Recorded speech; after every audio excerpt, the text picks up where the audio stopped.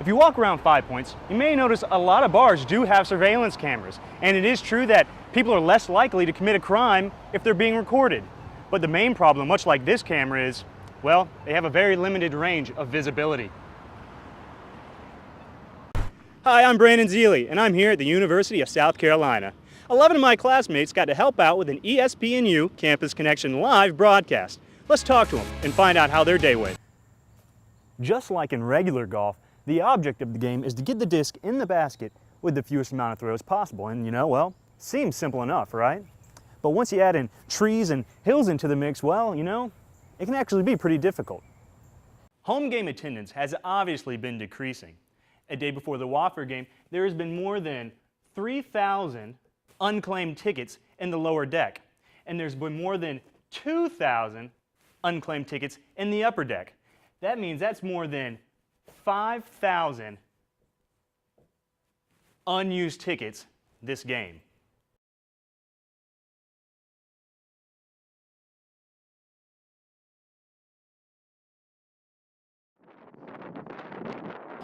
Any other day, this place is full of planes and people.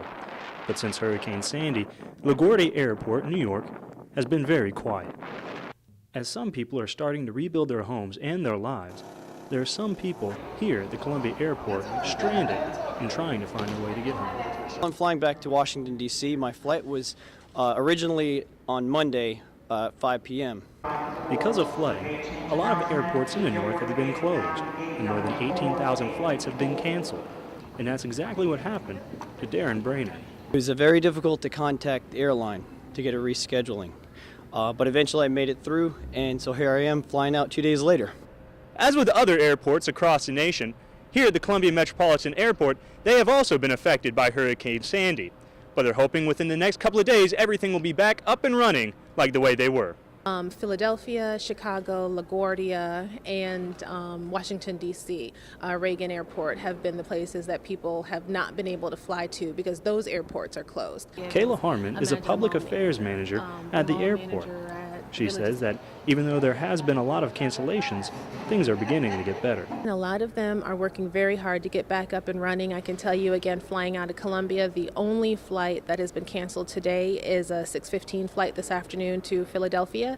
And even that, I think it's more of a backup. For Darren Brainerd, that's good news. But the wife and kids are, home alone in Virginia, so. But after nothing but bad news coming from the north, Darren has still managed to stay optimistic. And instead of floodwaters and fallen down trees, he's expecting to go home to something different. Well, to be honest, a couple hugs and kisses. And any father will tell you that's definitely worth the wait. Brandon Zeely, Carolina News.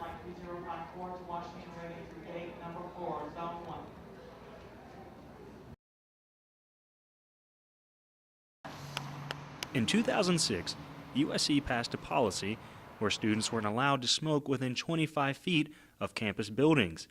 But now the university is trying to take it one step further. Pretty much it's just an expansion of the current 25-foot tobacco-free policy to the whole campus. Scattered throughout USC's campus are designated smoking areas, and they're labeled with signs like these. But after this new smoking policy, it's safe to say that these will be gone. Student body president Kenny Tracy has been helping push the initiative, and he says most students like it. The feedback has been pretty good. We did receive data that 68% of students are in favor of tobacco-free. Over 2/3 is pretty good, pretty substantial. And it doesn't take long to see that the support is strong. It really aggravates me when I have to walk through a cloud of smoke. It irritates me so much, and they can take it somewhere else. There's a lot of other places they can walk out to the edge of the road, anything like I said. I'm all for it. I'm not much of a smoker. I mean, it bothers me when people are around smoking around the building because, I hate the smell of it, so I'm all for it. It's obviously a policy that the university is willing to adopt, but the real question is, how could it be enforced? There's a lot of enforcement policies that we're looking at to see what could best work here. So ultimately we'll look at, like I said, which one fits our mold at the university. But for some students, the new policy alone might be enough to make them think twice. I don't know, I might try and avoid smoking on campus if I had to.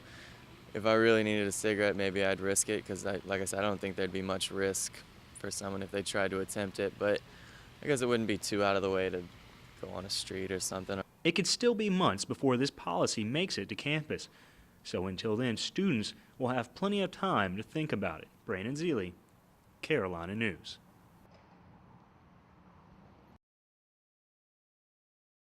Last night, students lined up outside of the Russell House Ballroom, and they weren't leaving until they had a night full of laughter. Like on a scale, like there, like put it in for me. Like that much. Yeah, okay, that so much you're laughing. laugh that much? That much. We're about 30 minutes or so away, a little bit closer to the show. Over 200 people. We're almost at 300, so it's super exciting. It's a good turnout. Some students are here because they don't have any homework tonight. Other students are here because they don't have classes tomorrow. But I think all students are here to do the same thing, and that's to laugh. Every hug is a group hug when a pregnant woman's involved. William Woody graduated from USC last May, and he got the opportunity to open the comedy show. And even though he might not have a familiar name, his stand-up could have stood alone.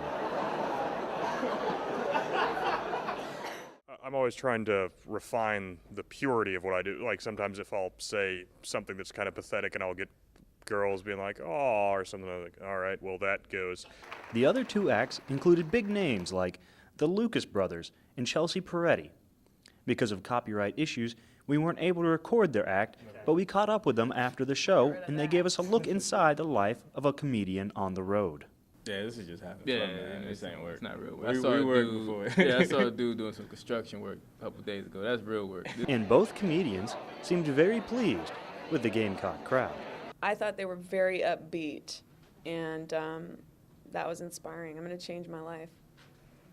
Starting tonight.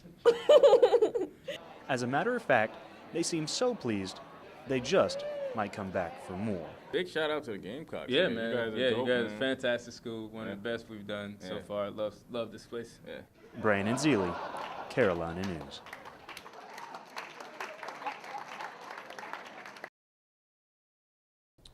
Well, we're still trying to figure that out. There are several projected paths that Sandy could take, but if we look at the two main ones, this red one and this green one, it could head north and turn inland anywhere near D.C. and hit somewhere around Delaware and Virginia. Or it could head up north and come outward and hit anywhere near Maine. If we take a closer look, it should stay off the coast of the Carolinas. But if you look at this cone here, is the whole range that Sandy could travel in. That means there could be a lot of rain and a lot of rip currents off the coast of South Carolina, and even a little bit of rain for us heading Saturday and early Sunday. We'll have more on this hurricane a little bit later in the show.